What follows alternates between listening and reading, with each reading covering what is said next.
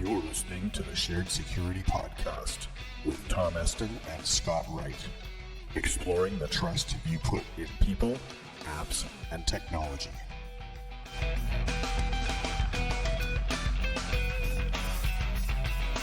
Hosted by Scott Wright, the Streetwise Security Coach, and Tom Eston, Penetration Tester and Ethical Hacker. And sponsored by Security Perspectives, your source for tailored security awareness training and assessment solutions. We bring you stories, advice, and tips to help you make better risk decisions because nobody else can make them for you. Episode 62, We're Getting Noticed. The Shared Security Podcast is named in the top 35 security podcasts by Digital Guardian.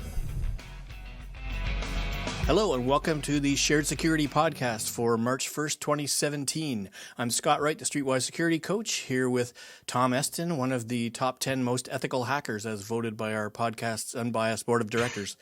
How you doing, Tom? I'm good, other than the unethical hackers, right, which I don't associate with. Well, that's a different category, right? Yeah. So.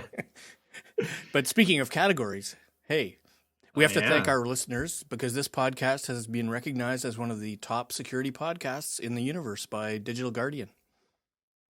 Yeah, that was kind of a surprise to us, but we'll take it. That was very nice of to them wake up to this morning. It was, yeah, nice of them to put us on that list. Yeah, so.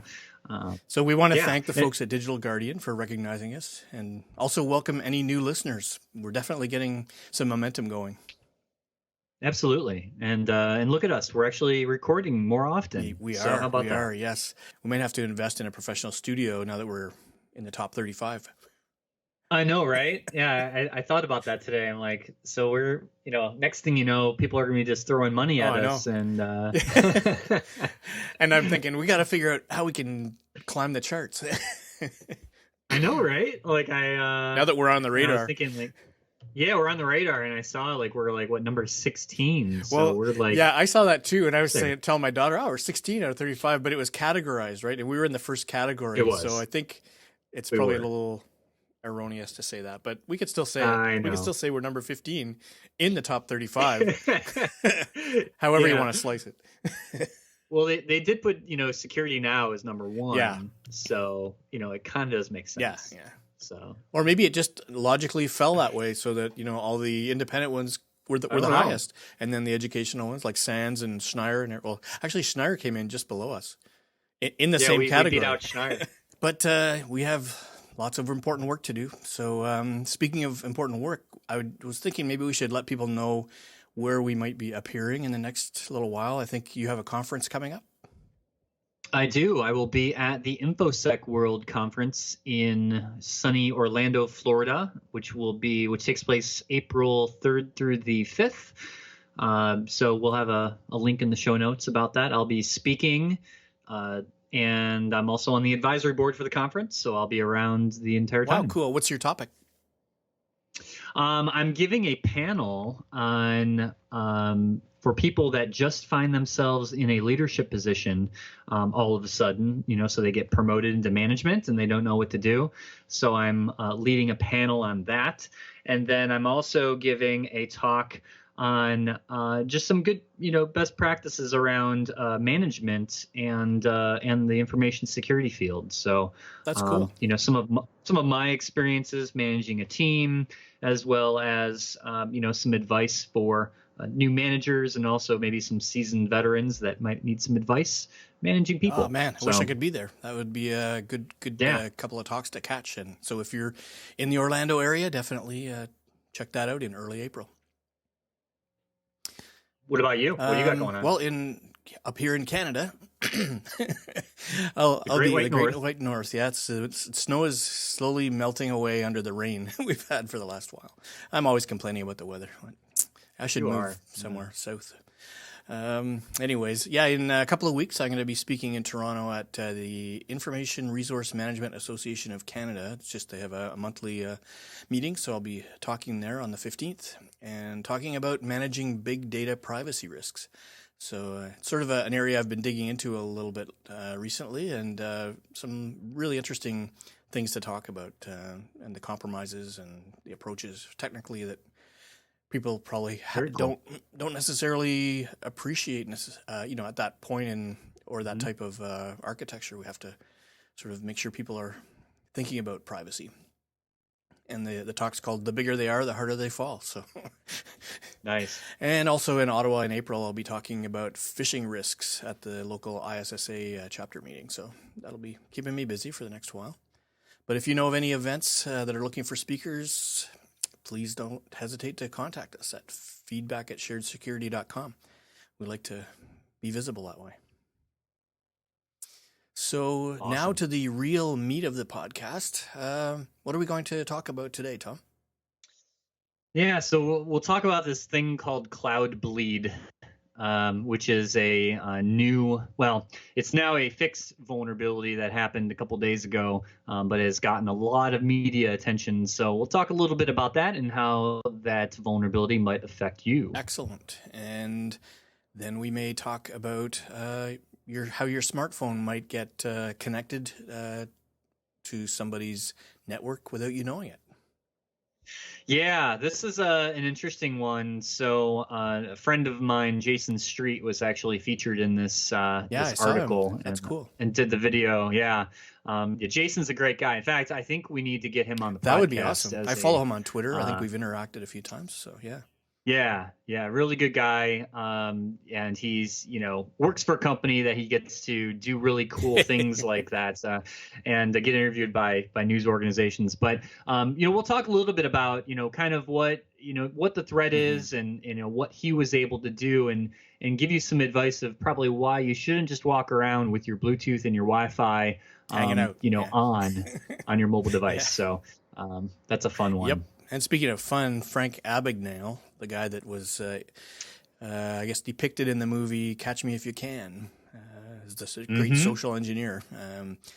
He was in the news talking about why technology isn't going to be able to fix all the security problems that we have these days. I don't understand. You mean all those blinky lights and shiny things won't solve our problems? Well, maybe a few more blinky lights might solve the problem, but Oh, okay. Well, good. Excellent. But yeah, that'll be an interesting story. And I added another one to our agenda to talk about the children's voice messages that have been leaked by a toy company called CloudPets. I don't know if you've seen that one. Oh, yes. I read about that briefly. That's a fun one. The Internet of Things again strikes back. Right? Yeah, you might hear a few familiar refrains from us on that story, but we got to talk about them, or else people won't know. So that's right. Anyways, so let's dig in. We've got CloudBleed. Sounds a lot like yes, Heartbleed. CloudBleed. I know. Somebody always comes up with some, catchy catchphrase or something for the latest, big internet vulnerability.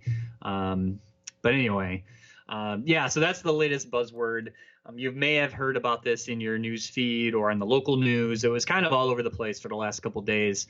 But essentially what it was, so there's a company called Cloudflare, which is basically they're a content distribution or content network provider. So, you go to websites and they serve up different images of, things in your shopping cart and all kinds of stuff like that. They're kind of known for, serving that content up, as well as providing a host of other types of, services like DDoS protection and, helping websites, scale and those types of things. But what ended up happening was they had a massive memory leak from their web services, and a researcher from Google had found this vulnerability, just happened to notice it, that it was leaking customer information, this memory leak. So if you were going to a website, putting in, credit card information or personal information, login information, that kind of thing, there was a period of time that information was leaked out to the internet unprotected, where someone could easily, if they knew about this leak, they could easily, query this information, mostly through Google searches, because a lot of this information was basically picked up by the search engine spiders. And for a short amount of time before this was all removed, you could query the information that was leaked from this vulnerability. Interesting. So it started out kind of as an opportunistic thing, just sort of random access, random data being spewed out, right? But then once it got indexed Correct. by Google, I guess you could sort of try and target organizations to see if their data was included there.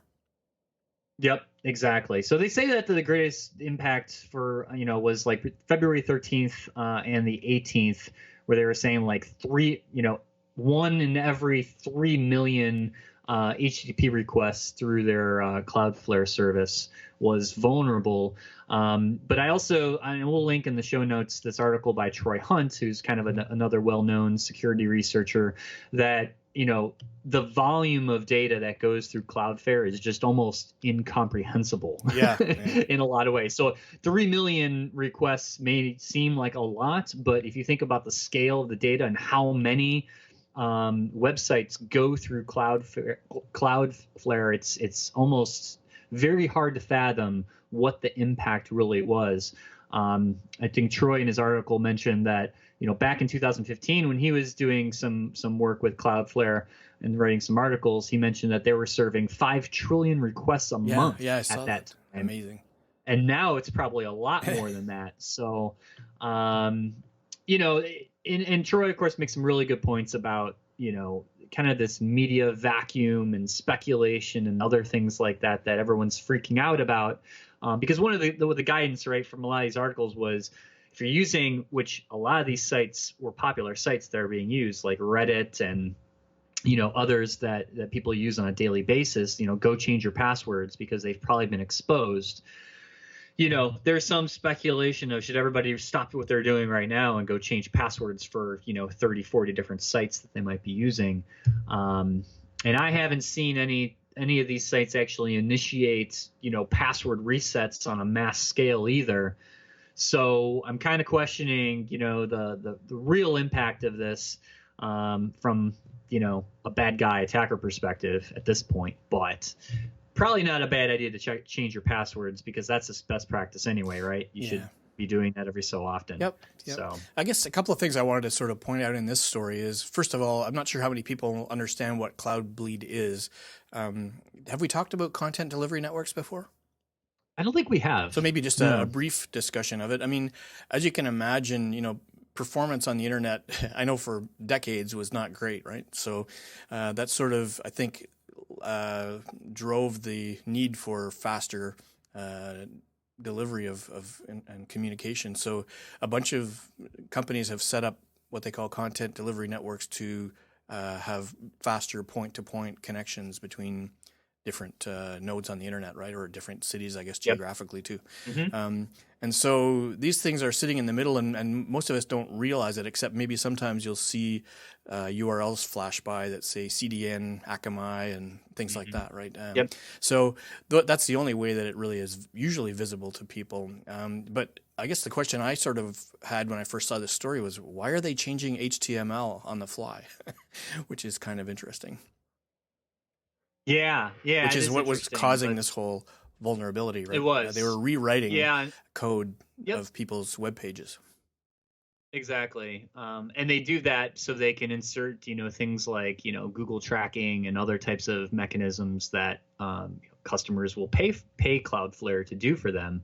Okay. So there's definitely the technology is really impressive in how that works and how it scales.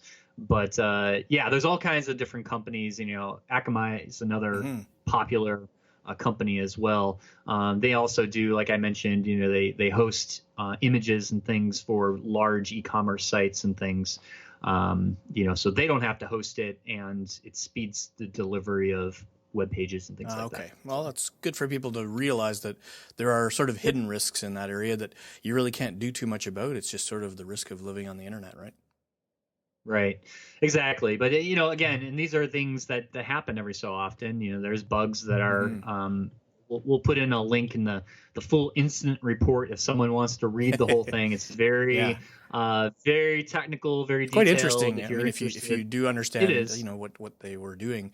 One of the other things that it sort of points out from the point of view of being a company who is writing code for internet applications, right? They described in that article how they had coded some of this rewriting functionality in one language, and there was a vulnerability in it, but it wasn't really triggered until they rewrote the code in another language, and all of a sudden the risk that was there before now is exposed, and so they had no way of really seeing that until somebody actually tested it and caught it.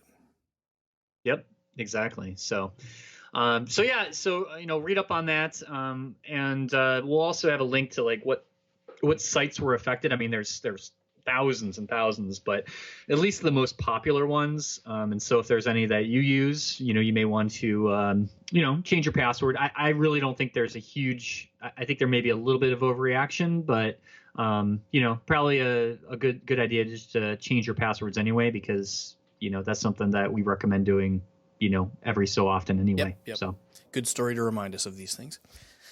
Yep. So let's move on to mobile. Yes. So this is the story of our friend Jason Street, who was asked in Boston to show kind of the risks of having your Wi-Fi and your Bluetooth on as you just throughout your day, and you're going to the store and you're doing all these other things. He was basically profiling a device for the company that he works for, Pony Express, which makes these they make devices for penetration testers and security professionals to do security testing. And the one device they have, it's like about $100 tablet, which basically sets up basically will look in the wireless range for any signals of devices calling out for the access points that you've configured and you set up on your mobile device. So one of the points that Jason made was, if you don't know, your mobile device, when your Wi-Fi or Bluetooth is on, it's always calling out, it's always beaconing to see if that access point that you've connected to, like your home Wi-Fi network, is available. And what ends up happening is this just continues throughout the day as you go about your business. Well, with a tablet like what Jason was able to have or show is it can collect those responses and then become that access point that is saying, yeah, it's me. I'm your home Wi-Fi network. You can connect to me. And then when you do connect to it, you're actually connecting to that tablet, which then is connected to the internet. And so now everything that you do on your mobile device goes through Jason's tablet back out to the internet. So he becomes a man in the middle then. Exactly. So then he can see everything you're typing in, all your passwords, your cookies, all of those types of things, gain access to your Facebook and your Instagram and all that fun stuff. So it's really a demonstration of what someone could do just walking around with one of these tablets and, like, say a mall or a school or anything like that. I think that's collecting all of that information. It's pretty eye-opening, and I definitely recommend watching the video that accompanies the article through the Fox 25 news station in Boston did. Definitely, I wouldn't say alarming, but again, going back to, turning off your Wi-Fi, turning off your Bluetooth, doing some basic things like that. I don't think there's a whole lot of people walking around, doing things like this. I mean, the odds are pretty slim, but again, this is only like $100 device. Yeah. In fact, people can build these things themselves. Yeah, that's the thing I was gonna say. I mean, it's not like it was some custom built thing that not many people are going to have access to. I think you can create them out of a DDWRT, like open source Wi-Fi router firmware. You can just put any router can be set up to do that, and you can buy the pre-made ones like the Wi-Fi Pineapple that have a lot of capability like this, that are actually designed to do testing of this kind of thing. And I guess the thing that puzzles me is that why in the Wi-Fi standard do these devices have to call out for their own home access point? I mean, wouldn't think that they would need to. I think that's just the way the technology was built. I would think they would be just saying, okay, what access points are there? Oh, there's one I recognize. Now I will try to connect, rather than saying, hey, I'm looking for my dad's router. Oh yeah, because I know the Pineapple can basically say, oh, this guy's looking for that one. I can make my access point that same SSID, and then it will connect, right? So one of the little tips I guess we could give to people is, if you're in an area where you're not really expecting to be in Wi-Fi and you look at your mobile device and the little Wi-Fi icon is on, that might be a sign that you're connected through some point that you're not expecting. Exactly. Yeah, that is a good point. And so, just something to be aware of. And I think it'd be good, maybe in an upcoming podcast, we get Jason on the that'd show. Be a good. I'll have a whole bunch of questions. I'll grill him. Yeah. Talk about his experiences. He has some great stories. They touched on a few of those in the Fox 25 video. He's broken into banks and he's done all kinds of really neat types of tests. So he's another one of the top 10 ethical hackers, right? I think that we would vote for. He is actually he's known as notorious, I think was the word that they used for him. So something I've always wanted to be. Well, not really, but right. Okay. So anyway, back to pop culture and Frank Abagnale, the guy that you may have seen in the movie Catch Me If You Can, right? Played by Leonardo DiCaprio. Yeah. Great movie, by the way. Yeah. I was privileged to see Frank Abagnale speak when I was working at the bank back in the day. We actually hired Frank to come out and talk to the security team at the bank I worked at on many of the same topics, actually, that he spoke at the healthcare conference in Orlando, which is what I think the article was about. Very good speaker, obviously has a lot of experience. He's one of those, was a criminal, probably one of the most famous criminals kind of that, pioneered social engineering, besides the other one you may have heard of Kevin Mitnick. Yes. Using social engineering to, he even faked himself on as a Pan Am airline pilot. Yeah, and a doctor, right? That's why he was. And a doctor, and very, very interesting guy. But if you ever have a chance to look up any YouTube videos of his speeches, definitely recommend it. And the point of this article was basically he was trying to get across to whoever will listen there, I guess, that security technology is great, but it's not going to ever fix all of the problems that social engineering brings, right? Because if you can trick people into using the rights that they have to do something that they wouldn't do if they knew what you were actually up to, then you can get them to do a lot of things and a lot of damage. Yeah, exactly. And I liked how, in the article they focused on, the people and the process.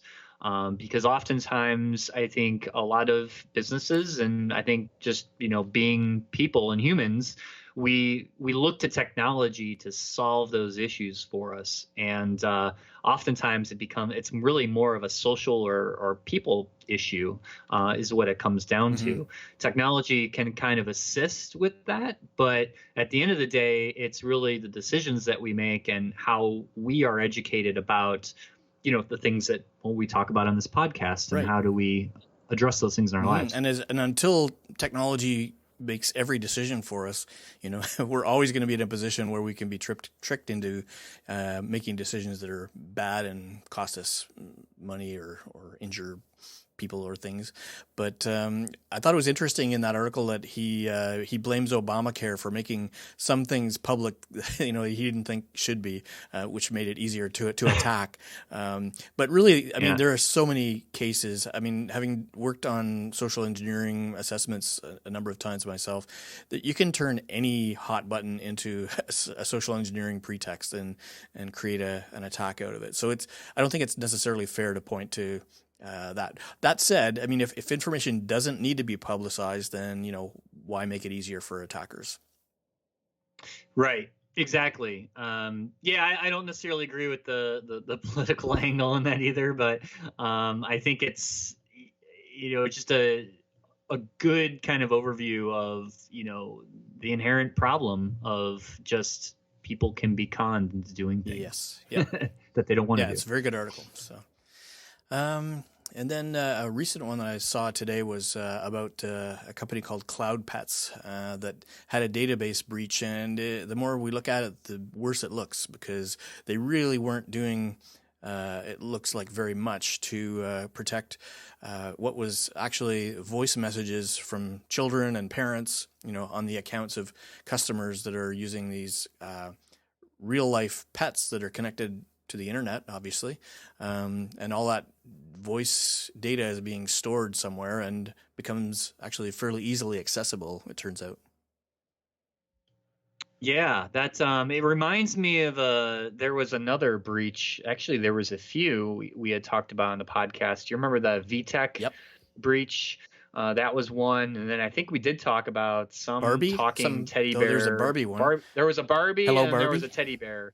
Yeah, so now these are the cloud pets. So are cloud pets like little like, do they have like a cat that looks like a cloud, or what is that exactly? No, it's actually I mean, if you look on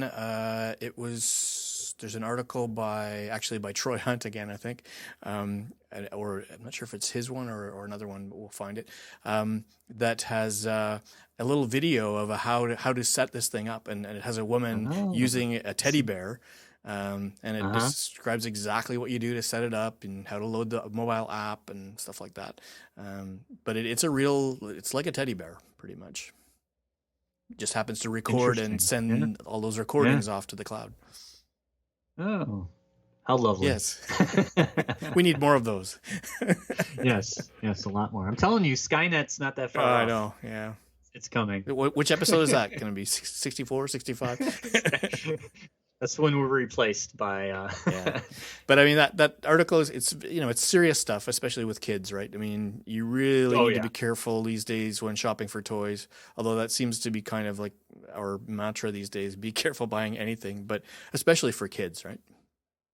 Yeah, I kind of like in that news article with Jason Street, he had mentioned just new technology like this is, they advertise that you can connect to it from anywhere in the world or anywhere on the internet, and what that basically means is, well, anybody can connect to it from That's got to be a good thing, right? And it doesn't necessarily mean you. Yeah. The easier it is for you, the easier it is for anybody else.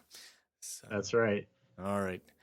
So, anything else we should be letting people know about at this point?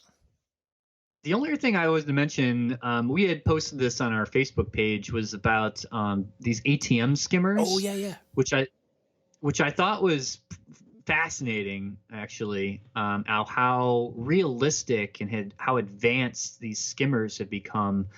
We had mentioned probably in the podcast before, another really good site to check out is Brian Krebs. Who does a lot of research and articles on kind of the latest skimmer technology and things like that.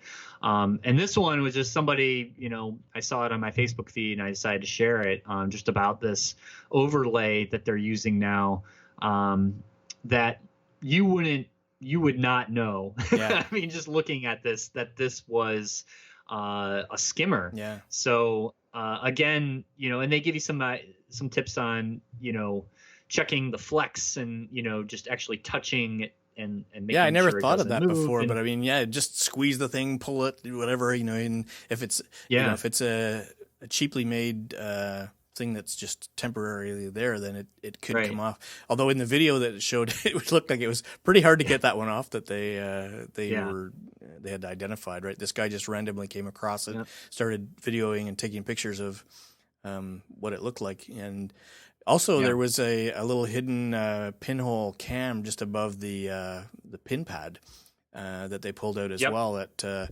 was capturing your pin as it's being put. It was even under the little flap, right, that hides people from seeing it.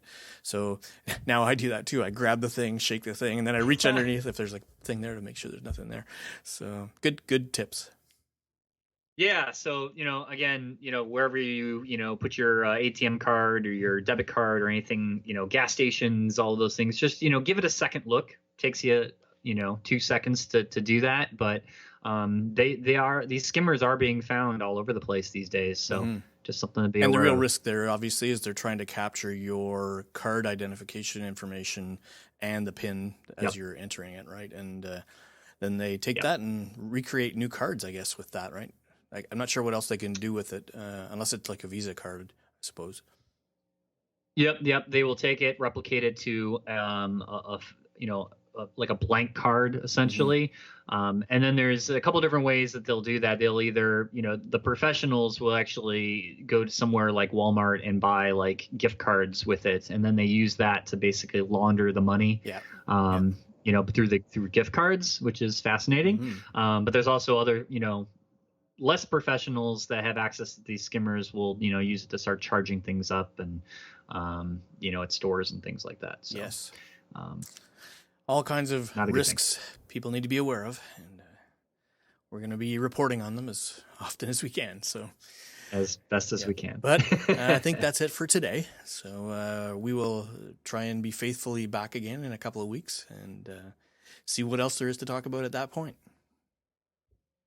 Awesome. Yeah. And if you have any feedback, you can send that to feedback@sharedsecurity.net, or you can fill out our contact us form on our website, sharedsecurity.net. And we're also on Facebook and Twitter and all of the social media. Yeah, all the cyber. Yes, all the cybers. We're here protecting your cybers. Yes, we are. All right. Well, I think we will sign off with that, and I hope everybody has a great couple of weeks. Thanks for listening. Bye-bye.